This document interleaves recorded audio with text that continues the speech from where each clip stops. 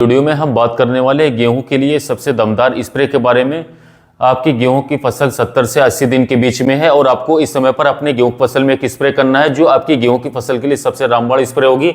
अगर आप अपनी गेहूं की फसल में इस समय तक सारा कुछ डाल चुके हो और या फिर अपने गेहूं की फसल में डालने में कुछ कंजूसी करिए तो इस समय पर केवल आप इसी स्प्रे से अच्छी पैदावार ले सकते हो और आप अपनी गेहूं की फसल में समय से इस स्प्रे से साथियों अपनी पैदावार को बढ़ा सकते हो, बूस्ट कर सकते हो। हमारी गेहूं की फसल 70 से 80 दिन की है और इस समय पर हमें यूरिया का बिल्कुल प्रयोग नहीं करना है क्योंकि यूरिया का जो काम करने का था वो यूरिया कर चुकी है। अब हमें अपनी गेहूं की फसल में यूरिया को बिल्कुल नहीं डालना है क्योंकि अगर हम इस समय पर यूरिया को डालेंगे तो साथियों हमारी गेहूं की फसल में ये रोगों को ही बढ़ाएगा, साथ ही साथ हमारा पैसा भी वेस्ट होगा क्योंकि यूरिया को डालने से अब कोई फायदा नहीं होगा। तो दोस्तों कौन सी दमदार स्प्रे है जिसे करके हम अपनी गेहूं की फसल में और ज्यादा पैदावार ले सकते हैं? तो वीडियो आगे शुरू करने से पहले अगर आप अपने हमारे कृषि मित्र चैनल को सब्सक्राइब नहीं किया तो चैनल को सब्सक्राइब कर लें और नोटिफिकेशन को ऑन कर लें जिससे आने वाली वीडियोस का नोटिफिकेशन आपको मिलता रहे। तो दोस्तों इस समय पर हम अपनी गेहूं की फसल में स्प्रे करेंगे NPK 0/34 को और इसके साथ हम अपनी गेहूं की फसल में बोरॉन और एक अच्छे फंगिसाइड का प्रयोग करेंगे और इन तीनों चीजों का कॉम्बिनेशन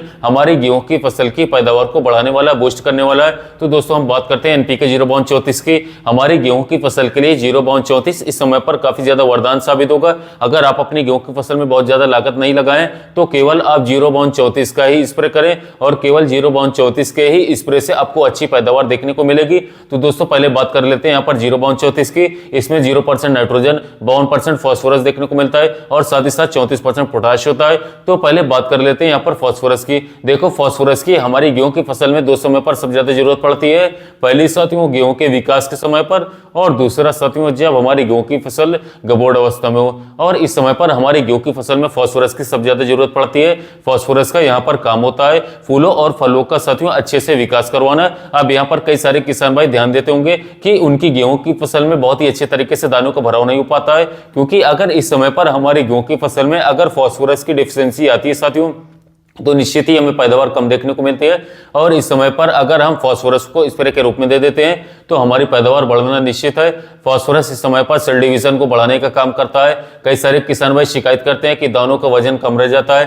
फास्फोरस का यहाँ पर कम दानों का वजन बढ़ाने के साथ साथ रोग प्रतिरोधक क्षमता को बढ़ाना भी होता है। साथियों यहाँ पर आपने कई बार ध्यान दिया होगा कि फसल को बहुत ज्यादा स्ट्रेस का सामना करना पड़ता है या फिर आपकी फसल में इस समय पर बहुत ज्यादा रोग आते हैं। अगर फास्फोरस की इस समय पर कमी होती है तो साथियों हमें सबसे ज्यादा रोग देखने को मिलते हैं। बालियों को ठीक से भरने में फास्फोरस का ही काम होता है, कार्य होता है और इसके साथ ही फोटोसिंथेसिस की क्रिया भी बढ़ाता है जिससे कि फ्लैग लीफ आपका ज्यादा हरा नजर आता है। और आपकी गेहूं की फसल में जितना ज्यादा फ्लैग लीफ हरा होगा आपकी गेहूं की फसल उतनी ज्यादा स्वस्थ होगी, शानदार होगी और उतने ज्यादा पैदावार ले पाओगे। तो इस समय पर फास्फोरस का बहुत ज्यादा कार्य रहता है साथियों। अब NPK 0/34 में 34% पोटाश होता है। अब पोटाश का यहाँ पर काम होता है साथियों आपकी गेहूं की फसल में प्रकाश संश्लेषण की जो प्रक्रिया उसको तेज करना है और जितनी भी प्रकाश संश्लेषण की जो प्रक्रिया इस समय पर साथियों तेज होगी उतनी ही ज्यादा मात्रा में पौधे न्यूट्रिशन को ट्रांसपोर्ट कर पाते हैं। गेहूं की फसल में यह समय होता है साथियों बालियों को निकलने का और इस समय पर सबसे ज्यादा भोजन की जरूरत पड़ती है पौधे को।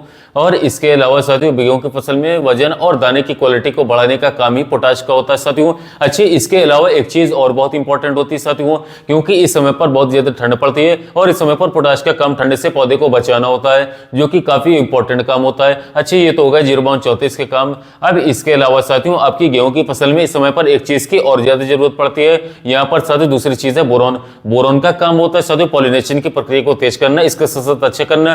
कितनी ज्यादा पॉलिनेशन की प्रक्रिया अच्छी होगी आपकी गेहूं की फसल की बालियों के दाने अच्छे से बने होंगे साथियों। और आपने कई बार यहां पर ऑब्जर्व किया होगा आपकी गेहूं की फसल की बालियों के दाने अच्छे से भर नहीं पाते हैं तो यह चीज बोरॉन की कमी से होती है साथियों। इसके अलावा बोरॉन का काम होता है आपकी मिट्टी से कैल्शियम को ऑब्जर्व करना। साथ ही साथ गेहूं की फसल में बोरॉन का काम होता है क्वालिटी और पैदावार को बढ़ाना।